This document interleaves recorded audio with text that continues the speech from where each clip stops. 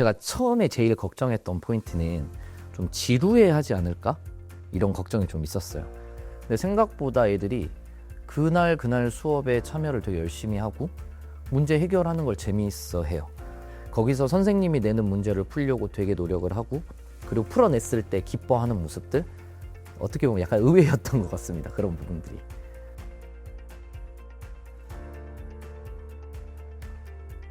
저는 완도 소프트웨어 체험센터 전담교사 박준혁고요. 그리고 이제 완도 초등학교에서 실과 전담으로 이렇게 근무하고 있습니다.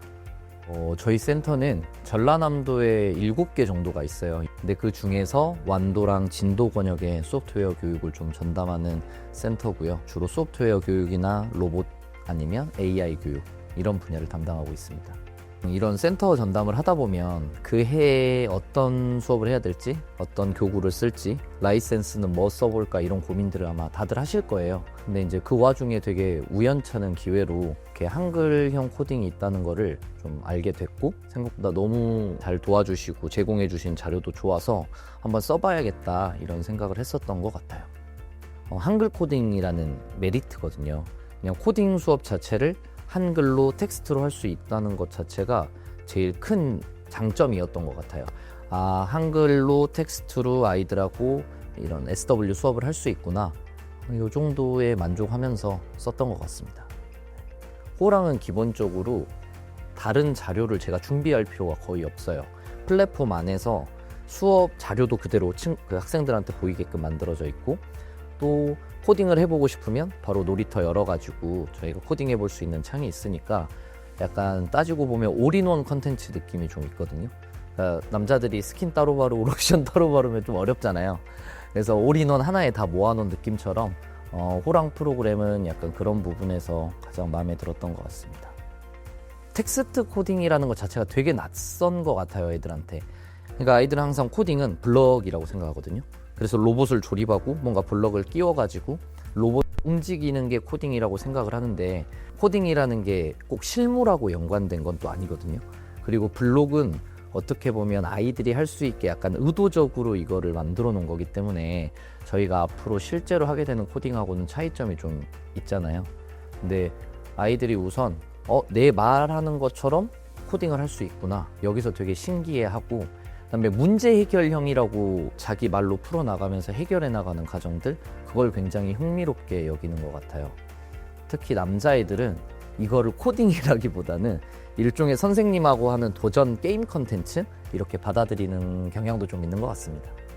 예를 들면 하랑이가 이런 말을 하게끔 코딩을 해봐, 이런 정답이 나오게끔 코딩을 해봐, 그랬을 때 뭔가 블록 코딩은 이 블럭들을 다 알고 있지 않는 이상은 문제 해결하기가 굉장히 좀 어려울 때가 있는데, 이 호랑 에듀에서 할 때는 한 차시 한 차시에서 매번 도전 과제를 쉽게 줄 수가 있잖아요. 그러니까 그 차시 내용만 가지고도 문제를 해결해 나갈 수 있는 그런 것들이 아이들한테 굉장히 흥미로웠던 것 같아요.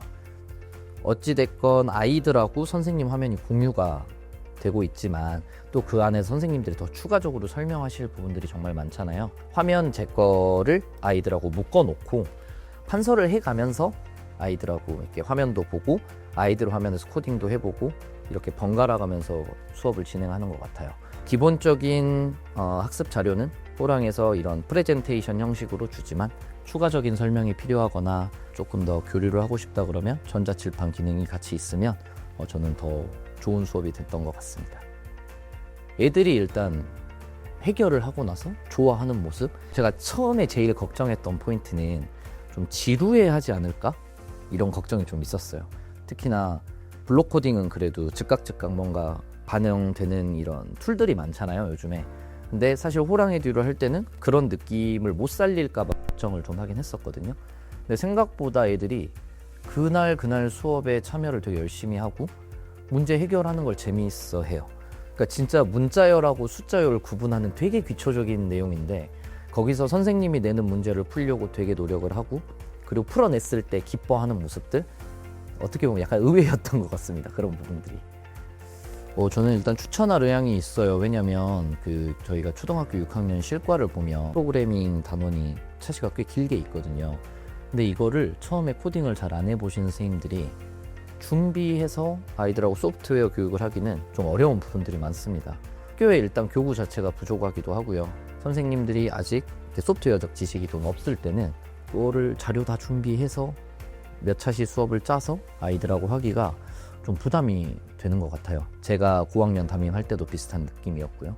근데 이제 호랑을 좀 사용하면 선생님들이 몇 번만 읽어보시면 그래도 그 안에 학습 자료가 다 있고, 학생들이 태블릿으로 수업한다고 했을 때 어플 하나에서 모든 게 해결이 되잖아요. 그러니까 아까 말씀드렸던 올인원 콘텐츠가 가장 큰 장점이 아닐까 싶어요. 선생님들이 쉽게 쓰시고 또 아이들도 쉽게 들어올 수 있는, 그게 장점인 것 같습니다. 지금 현재 아이들이 배우고 있는 블록 코딩은 사실상 일반적인 그 코드를 짜는 행위를 가장 쉽고 간단하게 해볼 수 있게 낮춰놓은 거잖아요, 수준을.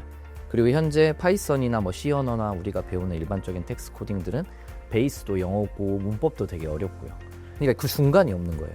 아이들은 어느 순간 나 코딩 잘해 하고 블록 코딩으로 대회도 나가고 출품도 하고 잘했던 애가 텍스트 코딩에 적응 못하면 코딩을 잘했다는 의미가 전혀 없어지거든요. 그러니까 그 중간 단계가 없어요. 그래서 이제 호랑 처음 가르치면서 좀 좋다고 생각했던 포인트는 뭐였냐면, 호랑이 그 중간 다리 역할을 해줄 수 있겠다. 아이들이 조금 사용할 수 있게 쉽게 한글로 되어 있고, 또 한편으로는 그 파이썬의 문법 구조를 굉장히 닮아 있잖아요.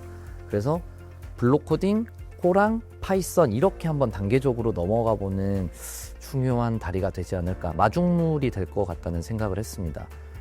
공교육 측면에서 저희가 이 프로그래밍 언어를 제대로 배우려면 사실 사교육 없이 어렵잖아요, 학생들이. 아무리 요새 유튜브가 잘 나와도. 근데 학교에서 그렇다고 모든 초등학교, 중학교에 파이썬을 다룰 수 있는 선생님을 배치할 수 있는 것도 사실은 아니고, 그러니까 완벽하진 않지만 충분히 대안이 될 수 있는 부분이라고 생각을 하거든요.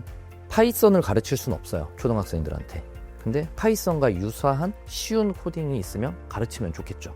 네, 그게 호랑이 아닐까라고 생각을 합니다. 그러니까 블록 코딩이 가지고 있는 최대 장점이 접근성하고 흥미라면, 이제 호랑이 가지고 있는 최대 장점은 적절한 난이도, 그리고 적절한 연계성, 이렇게 볼 수 있을 것 같습니다.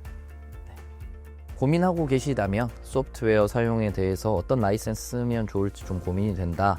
근데 블록 코딩보다는 조금 더 체계적이고 또 아이들한테 도움이 되는 실질적인 소프트웨어 교육을 하고 싶으시다면 호랑이류가 좀 도움이 되지 않을까, 이런 생각을 하고 있습니다. 네, 이상입니다.